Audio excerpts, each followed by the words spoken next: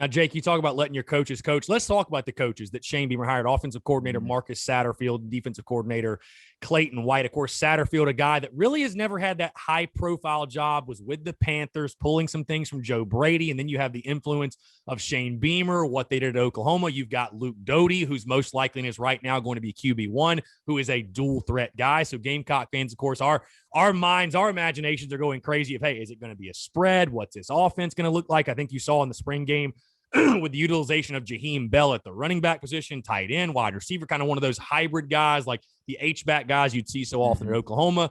And then defensively, Clayton White bringing the 4-2-5 back to Columbia, which, of course, at least for me, defensively, the defense is the question for this team, especially a secondary that you're going to have to retool and rebuild. But the 4-2-5, it allows your guys to be athletic in South Carolina, certainly athletic and very talented on the defensive front. But when you look at these two guys, again, because I think one of the things that Gamecock fans were sold on when Shane Beamer got the job was he's going to go out and hire elite level assistants. And I know some fans were kind of left clamoring for more, to be totally honest with you, when those two guys were hired. Because again, both of those guys, they're not exactly, well-known commodities, if you will. Both quality coaches, don't get me wrong. And I graded them. I graded the coaching staff as a B in regards to it's a nice mix of you've got guys that, don't have experience but are very talented. And you have guys that do have NFL experience and a lot of coaching experience. And it's a bunch of guys who want to be at South Carolina, are hungry and are chomping at the bit and have that chip on their shoulder and want to prove. And Shane Beamer, I talked with guys within the program.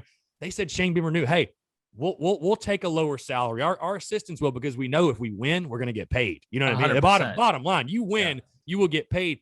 But talk about Satterfield, Clayton White, offensively, defensively, what you know about those guys. And if you had to predict right now, I guess just what you are expecting from South Carolina on the offensive and defensive side of the football. Yeah, I'll start on the offensive side. Here's my thing. The head coach is going to hire guys that he feels like fits. Because we talk about the culture with the players, there's a culture in the coaching staff too, and everybody wants the high profile hire. And I understand one of the best things, just go ahead. Interject, Jake. One of the best things I ever heard was I don't know if it was Kirby Smart or it was some other coach, whatever, but I feel like this would resonate with you since you were a coach. Basically, it said, long story short, coaches don't just coach players; they coach coaches. And I'd never thought of it. Right. I'd never thought of it that way, but I think that's so interesting. Well, you have to. You have to coach the coaches, and coaches want to be coached because a lot of coaches want to be head coaches. There's some that don't, but most do. But sometimes when you make that high profile hire, that's when egos clash. That's when you get, all of a sudden, I want to do something a little bit different than you've been doing. And now it's a problem and we're not meshing well when it's not looking good early, which offensively, it never looks good early. That's the way it is. But I don't have any problem with the hires. As long as they're comfortable, the players enjoy it, the scheme is relevant and sound, then you give yourself a chance. But here's where I think, because it's fun to say, okay, what are we going to do offensively? Are we going to be a spread? Are we going to be smash mouth pro style, whatever? I think Shane Beamer's smart enough to adjust to his personnel because it's not like he's had 3 recruiting classes. You can't go in here and say, all right, I'm going to fit a square peg into a round hole because you don't have the players to do it. When I look at South Carolina, I look at 4 offensive line starters returning. That's huge. Now, they got to play better. They got to play a whole heck of a lot better than they did last year, but that's huge. You look at Kevin Harris coming back, Bell, Marshawn Lloyd coming off an injury, a dual threat quarterback. You lose Shi Smith, and there's some unproven wide receivers. We know Nick Muse is good. I know there's been transfers and stuff like that. Outside of Muse, there's not a whole lot of proven talent outside. So it lends me to believe that you're going to see a zone and gap scheme run team. I think you're going to see some 10 personnel. I think it's going to be a lot of play action. I think you're going to see zone read and RPO. So I think you're going to get a little bit of everything, but I think they're going to lean on the run game early. I think they're going to utilize, because the defense has to account for the quarterback running. That's the hardest thing. And what that does, it slows down the pass rush when you're RPO game, and that's tough. It puts the nickel in a tough position if you're going against a 4-2-5, which is what you're going to see a lot nowadays, especially in 10 personnel with the way they spread out. So I think Shane is going to adjust to his personnel, and he's going to use what spring taught him.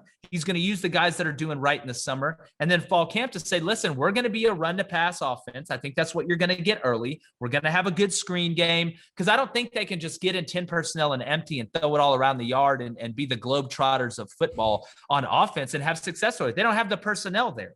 I think they're going to build it from the inside out with what they have returning, which is smart. You said it. Luke Doty can run.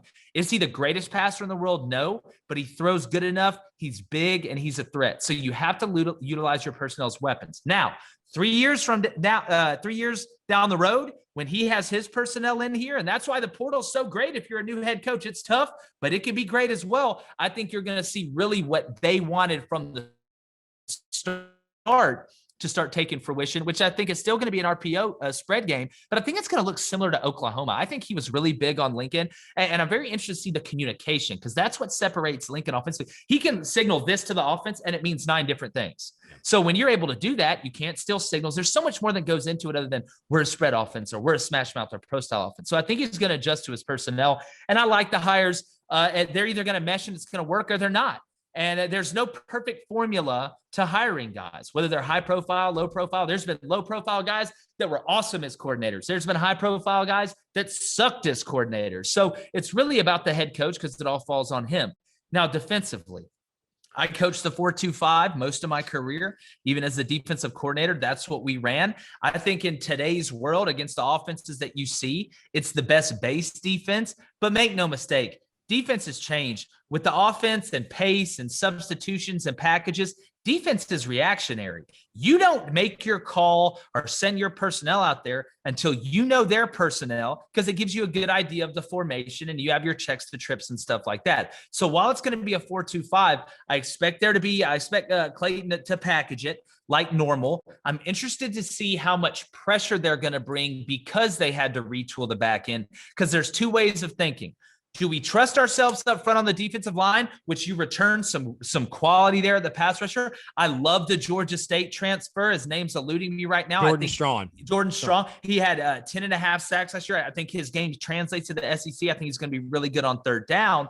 But do you have the depth there to say, listen, we're going to play coverage. We're going to try and get there with 4, 5 sometimes and let our guys cover. Or are we going to play off a little bit? Or are we going to play 1? Or we're going to play 0? And we don't trust our secondary, so we're going to heat you up. But on the other hand, if you sit there and heat them up, that's a lot of one-on-one coverages, and you better get there. And in today's game, which is with the ability of teams to have such an intuitive screen game, it's very tough to sit there and bring pressure the whole time. So you can't rob Peter to pay Paul. I think you're going to see a decent amount of base from South Carolina. I think you'll see a decent amount of boundary pressures, but I don't think you're going to see a lot of bringing the house and a lot of stuff like that. They're going to package it. They're going to play smart. You're going to get some zone. I'm interested to see how they play third down, Chris, and long. 3rd and 6 and up. That's how I'm interested to see how they play it. Speaking about coverage or pressure and how much they mix up coverage, because I know Clayton does a really good job as a combo coverage guy,